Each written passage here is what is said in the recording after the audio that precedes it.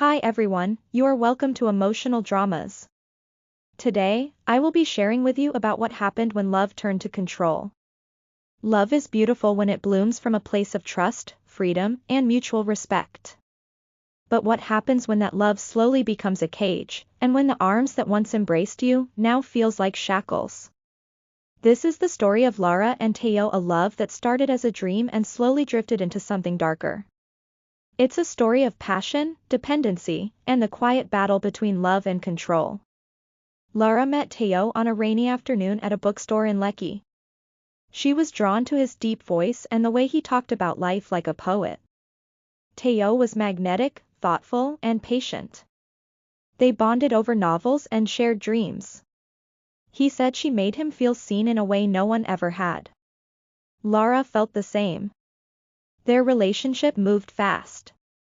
Within months, they were inseparable. He'd pick her up from work, cook for her, and surprise her with handwritten letters. Her friends admired how attentive he was, how much he seemed to care. But there were signs of control, small ones though. When Lara wanted to go out with her friends, Teo would sigh. He'd say, "I just miss you when you're gone."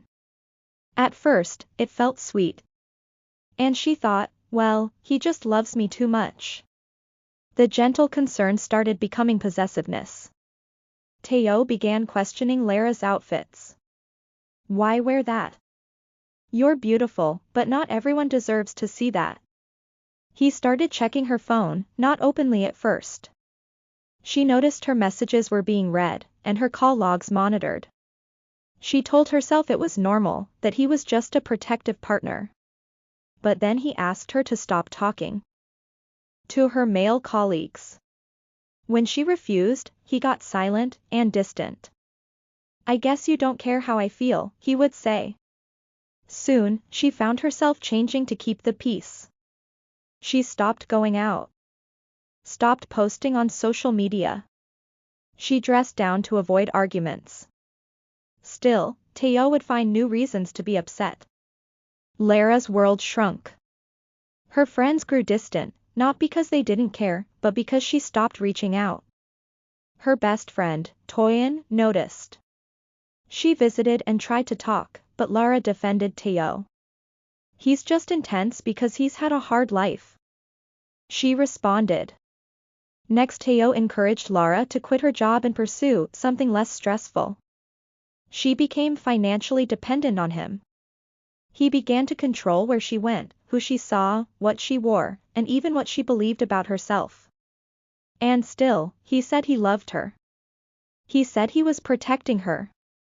Lara started to believe that maybe this was love, hard, consuming, and painful. Then came the breaking point. Lara discovered an old voice note from her mother, recorded before she passed. In it, her mother said, "Real love doesn't silence you, Lara. It lets you grow, even if it means growing apart."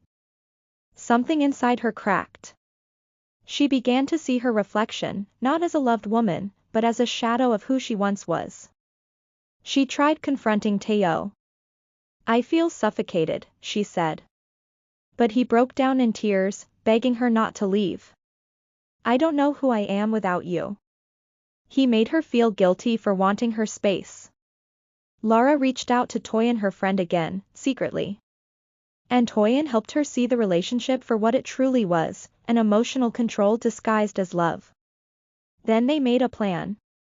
One morning, while Teo was out, Lara packed a bag. She left behind everything he had given her and walked out with nothing but her ID, a mobile phone, and her old journal, the one she had stopped writing in years ago. She stayed with Toyin. And Teo called hundreds of times. He left voicemails saying she was heartless, that she ruined everything. But Lara didn't answer. She had already started therapy. Each session helped her rebuild her voice and strength. Healing wasn't instant. Lara cried at night, mourning the love she thought she had. She questioned herself and doubted her decisions. But with time, she found pieces of herself that she had buried. She began painting again and also started a small business. And most importantly, she laughed genuinely, freely, and without fear.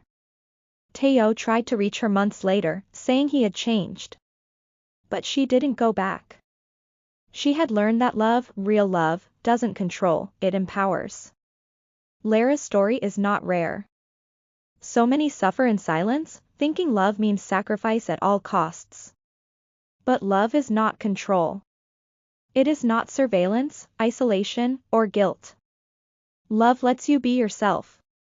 It celebrates your growth, your voice, and your light.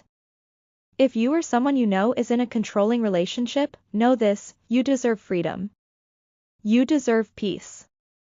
And you are not alone. Thank you for listening to Lara's journey. Share this story with someone who might need it. Because sometimes, storytelling saves lives. Warning: this story deals with emotional abuse and may be triggering to some listeners. Don't forget to like, comment, and subscribe to this channel for more emotional drama stories. Thank you for your support.